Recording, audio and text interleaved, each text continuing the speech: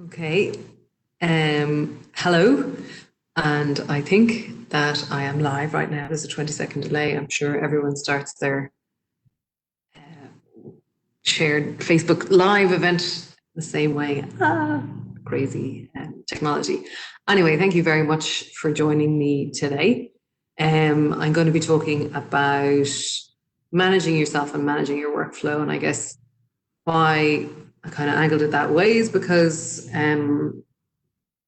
I guess the broad experience of managing yourself and that people skills, it transcends industry, really. It's all about people. And I thought that that would be the most useful.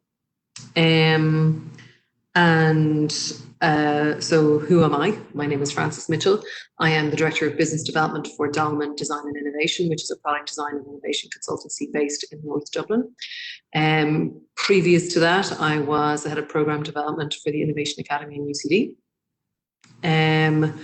My first job was with Procter & Gamble in the north of France, making liquid detergent. And I guess the most relevant job that I had was being CEO of Crash Ensemble.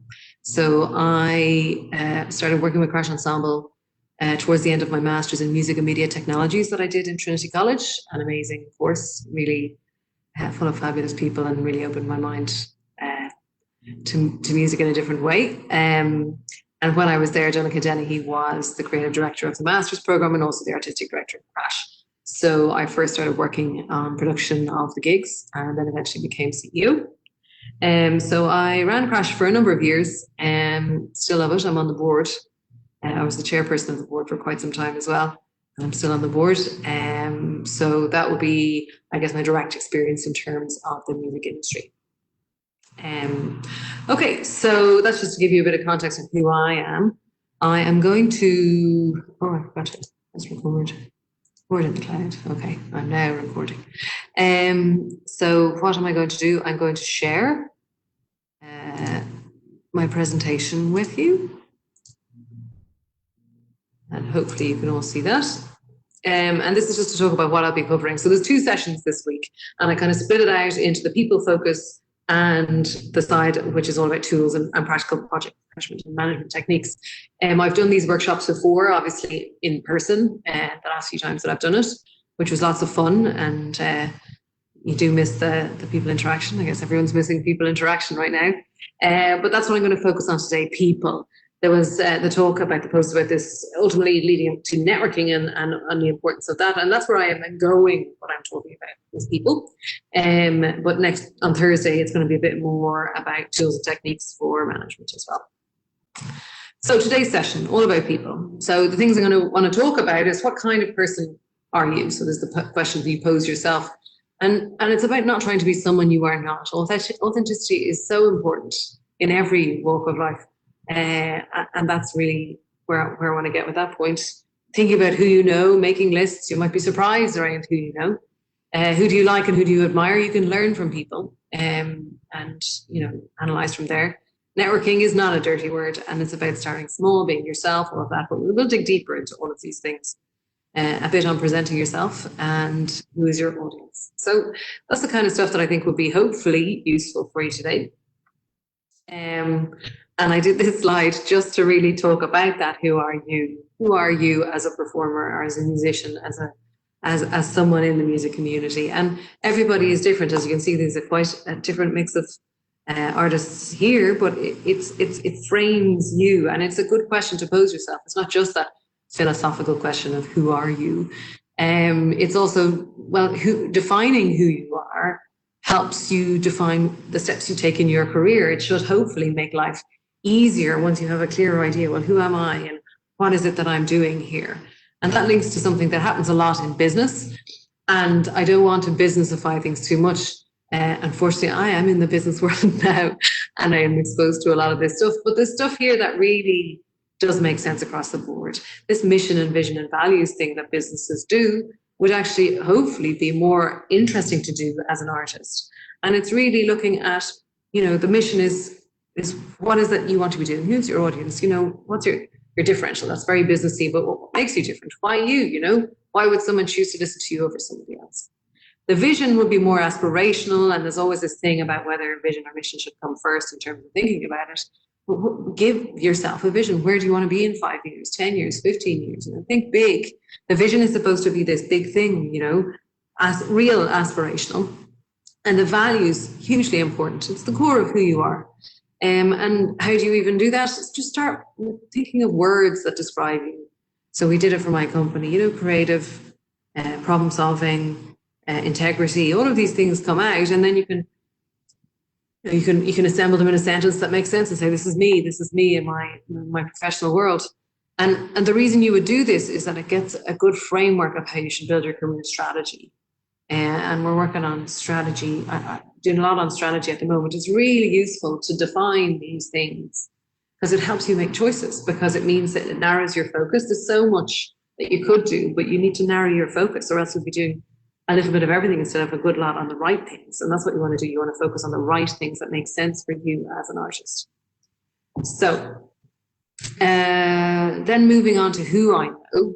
So this is something you need to ask yourself as a musician. Who do you know? Who might be able to help you and give you advice? You'll probably be surprised, or you will not be surprised, but people are actually very generous with their time. You know, if you feel like you're lacking in any particular skills, do you know someone who's good at it, and maybe they can give you some pointers? A lot of the things to do with, say, online stuff and social media, there's a lot of free tutorials, and the companies who run those platforms give free training. So there's lots of ways to upskill and be better at different things. Even down to getting professional help from professional mentoring from someone in your industry, a performer of a similar instrument, something like that. And as I said already, a lot of people can be surprised at how generous people will be, especially here in this country. It's great. I did a lot of it when I was working with students in UCD. We would go out and I had them go out and talk to the general public, asking for their help for different things that we were doing. And people were always in favor, generally 99% of the time, hugely generous with their time, especially because they were students. And actually, you're not a corporate person here asking for help or asking for input. So you're an artist, you're a creative, so people will probably be really flattered. And that, you know, a bit of plomosing for anyone who doesn't speak Irish is actually flattery. I like the name plomos. It's a good word. But yeah, a bit of flattery. I think you're amazing. I'd love 20 minutes of your time, you know, something like that. But be prepared before you talk to people. You know, there's no point in just splurging with someone. Have a think about who do you know, what do you want from this interaction, and be very clear on it, because everyone's busy as well. At the same time, people are generous, but people are busy. So really focus in on what is it that you want to get out of this conversation with this person, and be very clear on it. And that will make it easier for both sides to make it successful. Obviously, networks and events are usually important, slightly reduced in the physical sense right now, but you should lean on the organizations that are out there: Music Network, the Arts Council, Temple Music Centre. There's all sorts of other music groups, things like that, local councils. There's things going on all the time. But who do you know is hugely important, because that's the start of your network, basically. Who do you know? Then I'm moving on to who do I like? And that's a good question to ask yourself too. Who do I like? Who do I think is good? Who would I like to emulate? Who do I think is a very effective communicator about the music that they do? These are just people I know that I like a lot, that do effective communication online, I feel anyway. So I'm going to make sure that I am still sharing the right thing here.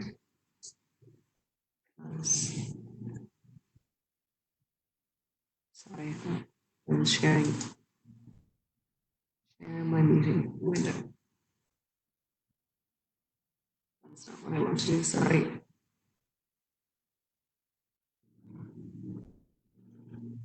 Share the web browser. Okay.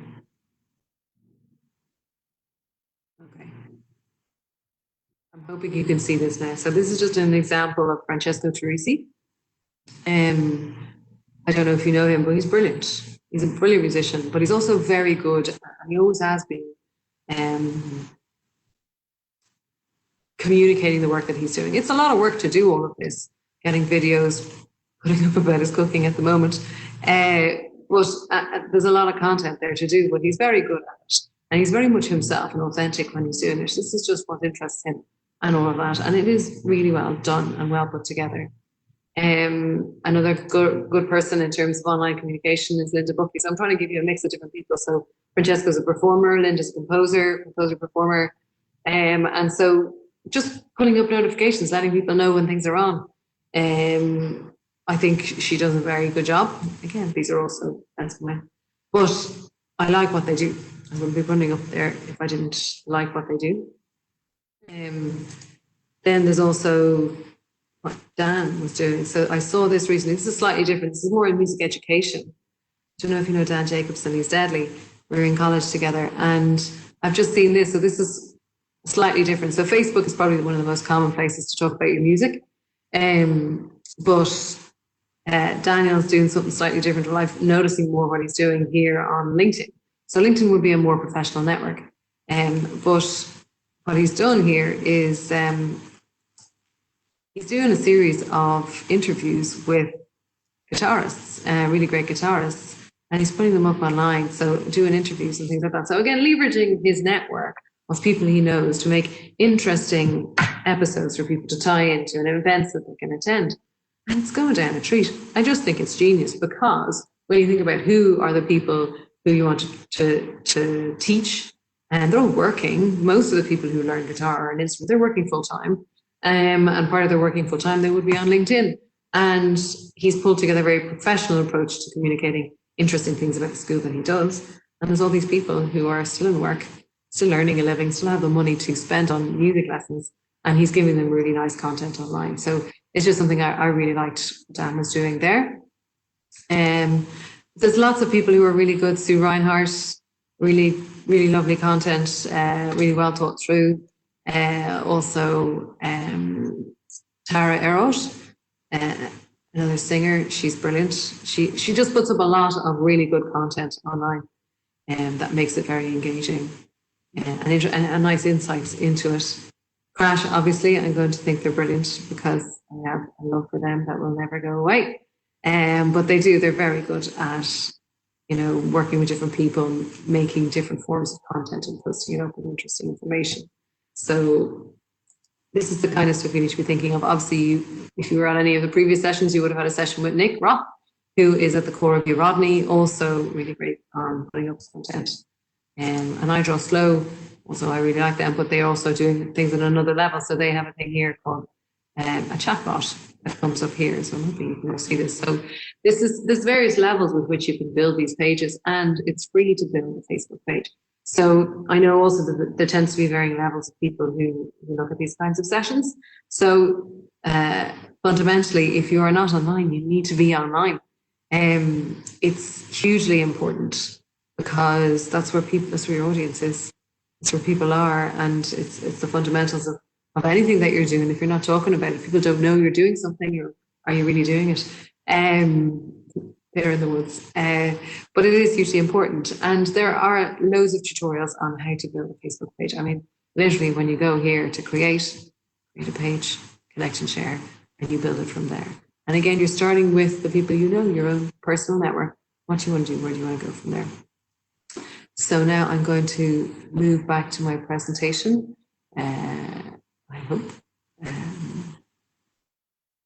Content. Yes. There, my screen. Okay. I'm going to bring back up my presentation. Okay. So this was just to give you some examples of people who are really good, in my opinion. But it's all about knowing who your audience is. There's no point in putting up a load of stuff if it doesn't make sense, if it's not what people want to see. And you can try things out, but it all ties down to this: who is your audience and where can you talk to them online? So the core of that thing is, who can you define your audience? So a lot of people who would do this in business, it's down to your demographics and locations. Where are they? Who are they? What platforms are they on? So a lot of people are on Facebook, but maybe your audience is on TikTok. Maybe it's YouTube. I feel very old sometimes where I work, because there's a load of 20-something-year-old designers, and they spend their life on YouTube, which I just think is mad. But it's you have to understand, where are people having conversations? Where can you engage with people to let them know about what you're doing? And it needs to be alive. And that, I guess, is the challenge. So there was something else that has come up recently, which is Patreon. And this is a new platform. I don't know if you've heard of it. It's been around for a while, not too long ago. And basically, it's an online platform to help, I guess, monetize friend schemes a bit easier for musicians. And I'm always very wary of business people making a business out of the music industry. And I think probably a lot of people are, because there's been a lot of bad experiences in the past, and streaming doesn't exactly deliver very much money to anybody in the industry except for business people. But there seems to be a lot of positives about it, and it seems to be fairly easy as a platform to do it. So I'll just show you here. So if you're watching the Late Late last Friday, Sharon Shannon was talking about it. So she has a page here on Patreon. And, you know, basically you can sign up to getting information and exclusive content from Sharon Shannon for €3 a month, which isn't that much. But when you think about it, the more people you know and the more people who sign up to that, the more money you're going to get. And you can have different levels of access to it. And so an all-access patron for Sharon Shannon is €5 a month. So from one person, she'll get 60 quid a year, which isn't too bad in the grand scheme of things. So maybe that, you know, if you can scale it up, it makes a lot of sense. However, we were talking about this just last night with some friends, and the challenge with this is that it's work. So it is work. You have to feed the machine. You have to feed it with information to make it worth someone's while to give you €3 a month. So what is it that you're going to do? If you're doing it already, it should be relatively straightforward and easy. And if you don't mind doing things like that, then it's fine. But it is something you might get into. And it's not easy. It's not straightforward. It's always that challenge of wanting to focus on your art and your music versus having to sell it. And I know most musicians would just prefer to be on the music making side of things, but unfortunately, you're going to have to do a bit of business too. And I guess now at this moment, when there aren't so many live gigs going on, maybe it is something to explore. Why not try it out and see? Because you can stop it. You can stop it with no penalty. You can stop it. Like literally, it only costs you if you make a little bit of money on it. They take a little bit of money for hosting it. If you don't make any money, it doesn't cost you a thing. So it's actually quite easy to sign up and do. And I think it's worth tootling around with and seeing. But there are, I mean, see if anyone you know is on it. There are people I know on it, which I hadn't realised, which I found out yesterday. And it can be a struggle to generate it and versus the money you get back. But you have to start somewhere. So I would say it probably costs you nothing to try. And then you have to decide if this is something you enjoy doing. If it's not, then don't do it. If it's something that becomes a thing and it fits into your life and it makes sense and it makes sense for your music, then why not? You know, that would be probably what I would think about that. But again, it's down to how you want to do what you want to do. But for any of you, again, because this happened before in some of these talks, there are some people who are just not online. You kind of have to be, and especially now, you need to be online. So I'm going to move on to networking now, which was ultimately where I was going, because networking matters, but you need to know who you are and who your audience is before you think about growing your network, because you need to know, you need to have this fundamental information about yourself. People in networking is fine. I mean, I think people think networking is an evil word, and it can be a bit daunting, but it's really not that hard. That's better said about it, but it's actually fine. You use who you know. You have the chats. You be interested. And the thing is, ultimately, it's the fact that there's a person at every end of the transaction. You know, you are talking to a human being in this. It's not an alien. It's a person. It's just another person. You're just trying to connect with people. In my experience, it's just about your gut. You just go for it. Be genuine. Be authentic. Don't be fake. You know, and networking in the time of COVID-19. Leverage who you know and the contact, and ask for a video chat, and always make sure that it is a video chat. There is a bit of video chat fatigue, but if you want to connect with someone, you need that face-to-face and open conversation. So there was a few questions in advance on this kind of on this area of networking, And the first one was getting to the right people. So how do I get to the right people? First of all, you need to know what is it that you want? What is it that you need?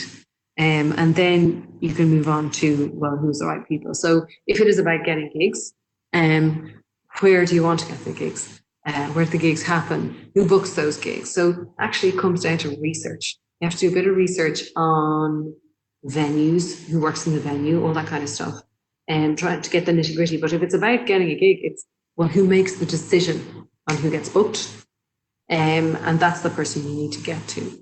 So if you can't find that out online, a simple phone call will do. So most places still have phone lines active in some way, shape, or form. And you will be surprised how much you can get from simple phone call. And all you want to know is, say, like, ideally you would know the name of the person who does the booking. But if you don't, you can just call them up and say, who's the person responsible for booking? And go from there and see what happens. It's actually really straightforward, and often people are very generous on the phone. What else notes did I take for that question? Yeah, sometimes as well, getting to the right people, it's good to know that if you have funding support, so if you're going for something abroad, you can let them know about the fact that Culture Ireland often supports flights and a certain amount of accommodation, so that can help ease the potential barrier of taking someone from a different country into doing things like that. So it's basically trying to remove all barriers for someone to say no to you. Think about what they might think as positive or negative, and be ready with the answers to everything. There was a question on connecting with agents. Again, it's down to research and who do you know. So do you know people with agents? And can you talk to them and ask them about them? Obviously, the best thing there is referrals. Can you get a referral into someone? But make sure the agent that you target is the right person. Are they covering your genre of music? Does it make sense? Because there's lots of different agents out there, and they need to make sense for the music that you're making. And it also is a build up of, it's a relationship you need to build. So as soon as you start talking to agents, it's not about just taking whatever agent will have you. You have to trust this person, because you could get signed to an agent and they do nothing for you. So what's the point? You need to have a strong relationship with someone who's invested in you as an artist, or you as a group, or whatever, and that they understand you and you have a good relationship there to grow something that makes sense for both sides. So again, it's a slow build. It's not going to be something, none of these things are solved in a day, but it's about, again, putting your research out there, finding out, what will be a dream agent, then who do you know, and then what are similar agencies there, how can you get introductions? And sometimes it might be getting in and just asking Music Network, do you know anyone in those places? Why not just push it out there and see who might know someone in the Arts Council. And then the third question that I had gotten, it was around introverts. So the question was, let me absolutely say the question right. I want to make sure I cover it. So yeah, advice for introverts. Is there a coping strategy people can use when they find it difficult to work a room or approach a cold call people? Or approach cold call people in the traditional networking sense. So I guess from the introvert point of view, you might be surprised who's an introvert. I'd probably say I'm an extrovert introvert. But most people would laugh if I said that. There's no extrovert in Francis, but I'm quite introverted too. And I always remember the first time I went to a networking event when I was managing Crash Ensemble. And it was really daunting. It was really daunting. I was in my mid to late 20s and I didn't know anybody. And the music scene can be quite sceney. And there was all these people chatting and chatting. So basically, I just latched onto one person I knew who at the time was running the Contemporary Music Festival out of RTE, a lovely guy. And I just talked to him. I sort of latched to him, but tried not to be too annoying about it.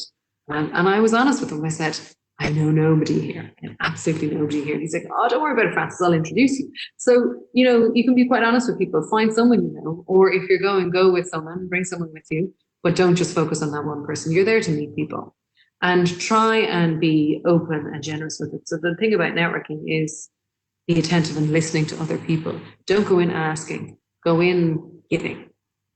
It's actually hugely important that it is the network, and the strength of your network is how much you put into it, not what you take out of it. So that traditional viewpoint of networking where someone goes in like pulling cards and playing cards and all that kind of stuff, that's fake.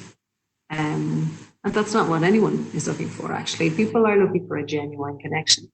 And so if you're going to an event and you know someone, you know the type of people there, and there's someone you really want to talk to, again, go back, have your research ready.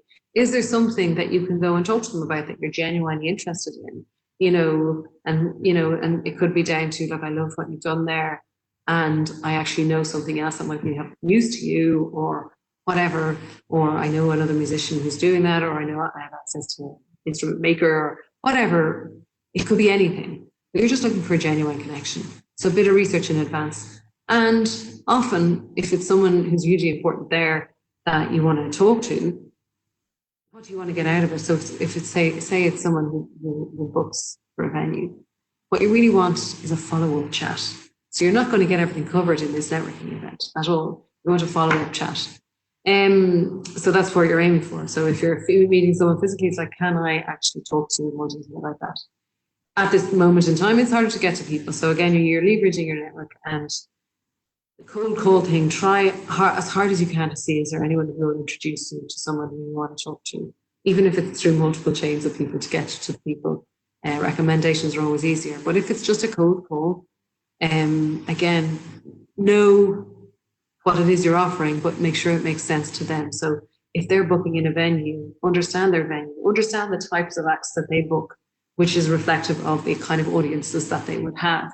There's no point in going to a venue who just would never do anything even remotely like what you do. There's no point. It's a waste of time for everybody. So pick the right venues and go in and give them something good. Give them something that, like venues, they need bums on seats. They need to sell tickets and engage with their audience and excite their audience, and make their local audiences continue to love this venue and consider this venue as a great place to go. So that's fundamentally what these people are looking for. So how can you deliver to that? And how can you make life easy for them? Is essentially what it will come down to. So, and then obviously there's artistic things. Sometimes I think, again, everyone would love to have an L manager managing them, but that often can't happen. The best thing that sells music is the musicians themselves. And when it's venues or festivals, really they just want to be talking to the artists. Because it's the creative connections that happen that are the most interesting. I could go in and go, yeah, they're great, because I say everyone's great. I shouldn't say everyone's great, but I'm lucky enough to have worked with people who I do think are genuinely amazing. But at the same time, I'm not the artist, I'm the salesperson. And a lot of the times I definitely found that people just wanted to touch the artists, just wanted to have that really strong creative bond. And if you can excite them creatively with the work that you want to do, it goes from there. And again, it's a pacing thing. Just put the feelers out, start the conversations, expect nothing in the beginning, and just see how you can give and see how you can continue the conversation. And always at the aim of wanting to create great music. It's really at the core of it. How can we create great music and great art? Okay, I am conscious that I'm nearly to 3:30. There's time for questions. But there's this really good article here by Kingsley Aikens. So Kingsley Aikens used to run the Ireland funds, and he is basically making a business now about the business of networking. So he's very, very good at it, I have to say. And this article is just very good. So if you Google networking in a time of social distance and Kingsley Aikens, it should come up. But he's just talking about the fact that you can't really get to people, but it's the first point I was making about networking. Make a list of who you know. And he's actually gone to a stage further, and he's gone into contacts, connections, relationship, friends. So you can categorize further these people who you know, and what do you want to do with them. So I would read this article. It's very, very interesting. And it just gives good guidance on networking. He's a very, very good guy. You should probably follow him online as well and get good guidance on that. This is all about research. So I've kind of been talking about this anyway, but research is hugely important. And it's kind of down to what I was saying there as well. I stalk people all the time online, and that's okay. You know, you need to, it's part of research, you need to find out as much as you can about the people you want to talk to. And it's okay to start and have an idea. And as you dig in deeper, you realize, oh God, I thought this venue and this person was the right person, but I really think it is not. So let's move on. And it's actually brilliant to be able to remove people from your list, because it's, again, focusing you in. What makes sense for you as an artist? What's going to give you that information that you really need? So and the other side of it then, I guess, is probably more relevant if it's abroad, is are there any barriers for them taking you on and booking you? And often that's down to cost of taking international artists. Again, as I said previously, let them know about Culture Ireland. Obviously, Culture Ireland can't guarantee money, but at least if you need to get that, the chicken and egg thing, you have to save this funding there. And then once you get the booking, you can go to Culture Ireland and say we have this booking and hopefully work it out that way. But ultimately, it is it's the selling a product, but it's artists selling best. It's about those creative connections, because yes, there's the bums on seats thing, but it's only going to work if the music is great and if the experience is great and if it's pitched right at the right audience, and that's going back to my original slide of the different types of musicians that are out there. And a lot of people will be open-minded, but a lot of people aren't. So you have to know where you're pitching this stuff to. Stalk, yeah, don't be afraid to stalk people online. That's okay. You'd be surprised how much information people put up about themselves online. And then I guess the other thing I was just going to look at is professionalism. And this is just down to, I know it can be a bit, some people don't like to talk about it, but it is about just presenting yourself well. You're in a business. You're in the business of the music business. And how you look, how you communicate, how you deliver performances and how you prepare, all of that matters. If you're turning up and you haven't rehearsed, not good. If you go on stage and you fall over drunk, not good. All of them, these are extreme examples, but again, it's your job. And again, I'm not defining how people should look or be. It should again be a representative of who they are. But that it's that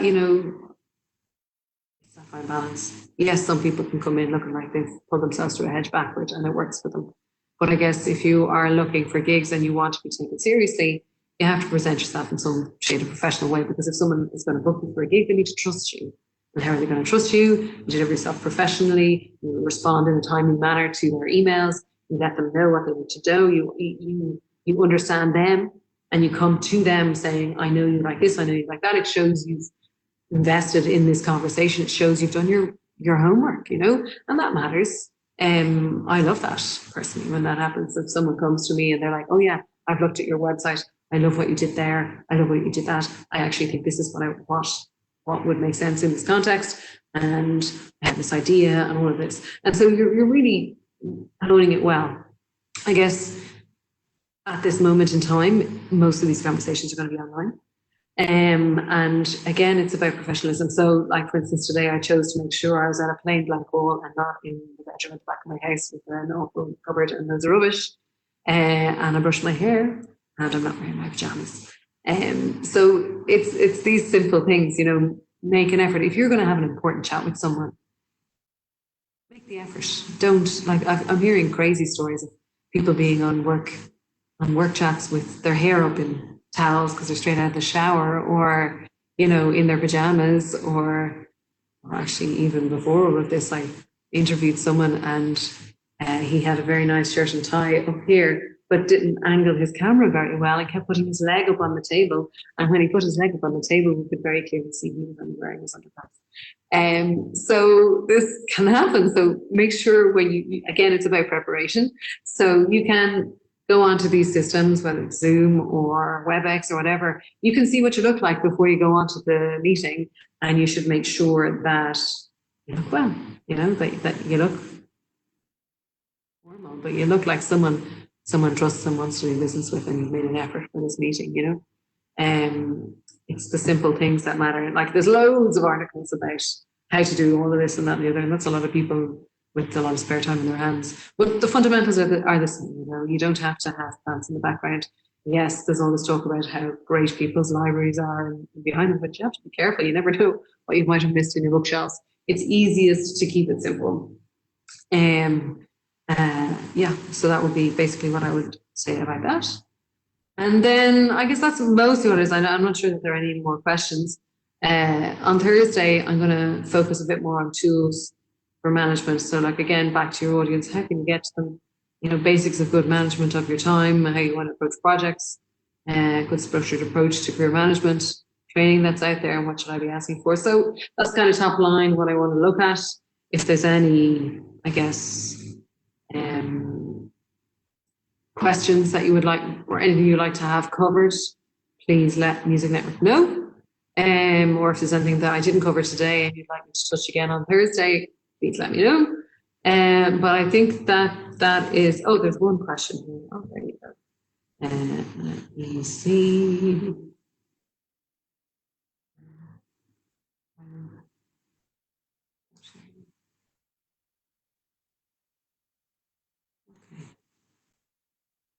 I don't know if I'm no longer sharing.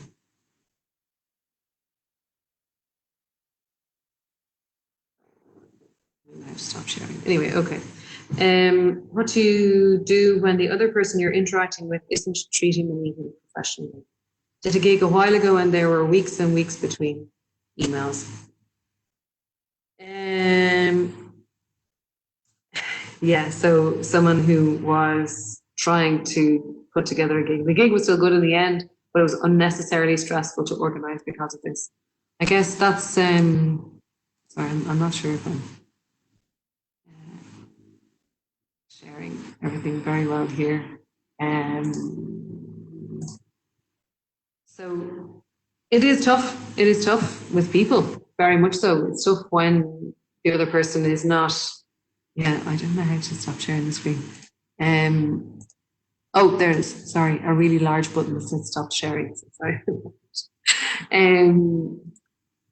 It's a tough question. The other person you're interacting with isn't treating the meeting professionally. I guess it's going to be down to who has the more power in this, you know.